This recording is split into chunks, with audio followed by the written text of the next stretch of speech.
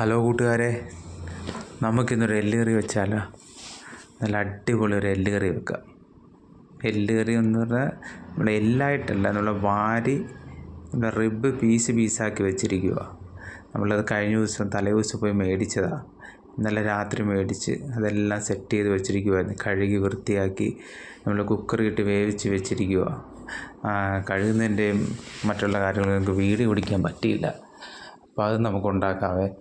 ആദ്യം നമുക്കതിനുള്ള എല്ലാ സാധനങ്ങളും സെറ്റ് ചെയ്ത് ഇഞ്ചി, മുളക്, സവോള, വെളുത്തുള്ളി എല്ലാം ഇട്ട് വഴറ്റി നല്ല അടിപൊളിയായിട്ട് വഴറ്റി നല്ല ബ്രൗൺ ആകുന്നവരെ വഴറ്റിയതിന് ശേഷം നമ്മളതിനുള്ള മഞ്ഞൾ പൊടി, മല്ലിപ്പൊടി, മുളക് പൊടി, ഗരം മസാലകളെല്ലാം സാധാരണ നമ്മളെപ്പോഴും ബീഫിനൊക്കെ ചേർക്കാനുള്ള മസാലകൾ തന്നെ, പ്രത്യേകിച്ചൊന്നുമില്ല.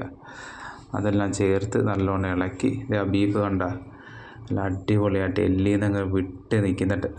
അത്രയും വെന്തിട്ടുണ്ട്, നല്ല സോഫ്റ്റ് ആയിട്ടുണ്ട്. എല്ലിൽ നിന്നൊക്കെ അങ്ങ് വിട്ട് കിടക്കുമല്ല, എന്താ പറയുക, സ്പോഞ്ച് കണക്ക് ആയിട്ടുണ്ട്. മസാലയിലിട്ടൊന്ന് ഇളക്കി നല്ലോണം ഇളക്കി നമുക്ക് കുറച്ച് നേരം കൂടി ഒന്ന് വേവിക്കാൻ വെക്കണം. ഒരു ഇച്ചിരി നേരം കൂടി, ഒരു 10 മിനിറ്റ് കൂടി നമ്മളതൊന്ന് വേവിച്ചെല്ലാം സെറ്റാക്കി എടുത്ത് അത് കണ്ടാൽ നിങ്ങൾ നല്ല അടിപൊളിയായിട്ടുണ്ട്. എല്ലിൽ നിന്നൊക്കെ ഇറച്ചി അങ്ങോട്ട് വെട്ടിച്ച്. ഞങ്ങളിന്ന് ചപ്പാത്തിയായിരുന്നു ഉണ്ടാക്കിയത്. ഇപ്പോൾ രാവിലെ ചപ്പാത്തിയായിട്ടാണ് കഴിക്കുന്നത്. ഓക്കെ, അപ്പോൾ നിങ്ങളും ഒന്ന് ട്രൈ ചെയ്യണം കേട്ടോ.